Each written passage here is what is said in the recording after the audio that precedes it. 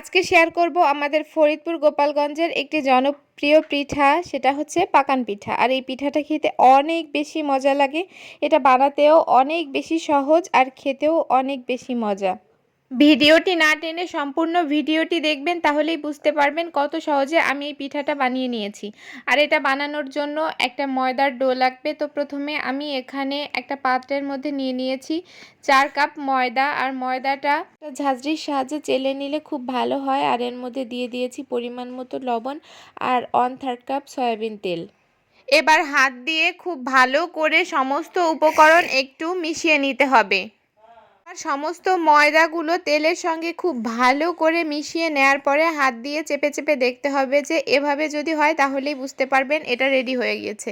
এবার একবারে সবটা পানি না দিয়ে রুম টেম্পারেচারে রাখা একটু একটু পানি দিয়ে ময়দার ডোটা আমি মাখিয়ে নিব।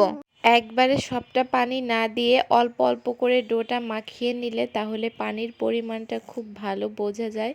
এতে করে ডোর মধ্যে বেশি পানি হয় না। আর এই তো দেখুন কত সুন্দর করে আমি ডোটা মাখিয়ে নিয়েছি। এবার এই ডোটা আরও একটু সফট করার জন্য আমি উপর থেকে আরও একটু তেল দিয়ে খুব ভালো করে মাখিয়ে রেস্টে রেখে দিয়েছিলাম 1 ঘন্টার জন্য। এবার এই পিঠা বানানোর পুরটা আমি রেডি করে নেব।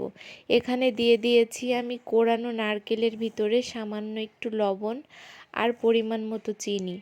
এবার এটা খুব ভালো করে একটা চামচের সাহায্যে খুব সুন্দর করে মিশিয়ে নিতে হবে।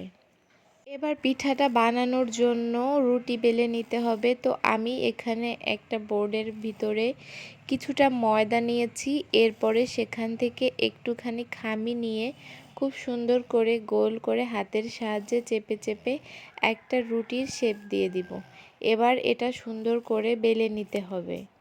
আর এই রুটিটা একটু পাতলা করেই বেলে নিতে হবে, তাহলে পিঠাটা খেতে অনেক বেশি মজা লাগে আর পিঠাটা অনেক বেশি ক্রিস্পি হয়।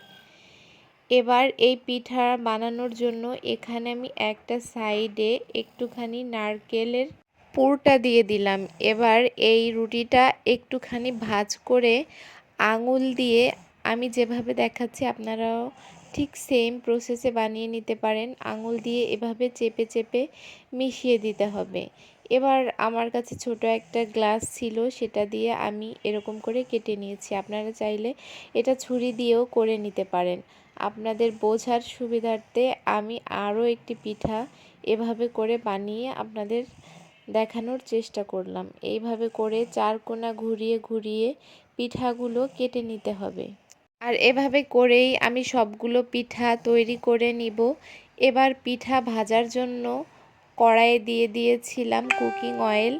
আর সেটা একটুখানি হালকা কুসুম গরম হয়ে এলে আমি পিঠাগুলো এর মধ্যে দিয়ে দিব। এবার পিঠাগুলো এক পাশ হওয়ার জন্য অপেক্ষা করব। এবার পিঠার এক পাশ যখন ভাজা হয়ে যাবে আমি এটা উল্টে দিব।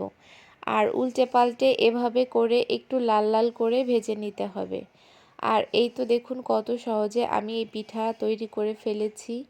আপনাদের একটা পিঠা আমি ভেঙে দেখাচ্ছি যে এটা ঠিক কতটা মুচমুচে হয়েছে।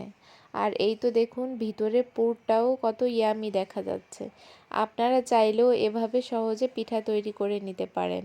আর ভিডিওটি কেমন লেগেছে অবশ্যই কমেন্টে জানাবেন। সবাই ভালো থাকবেন। আল্লাহ হাফেজ।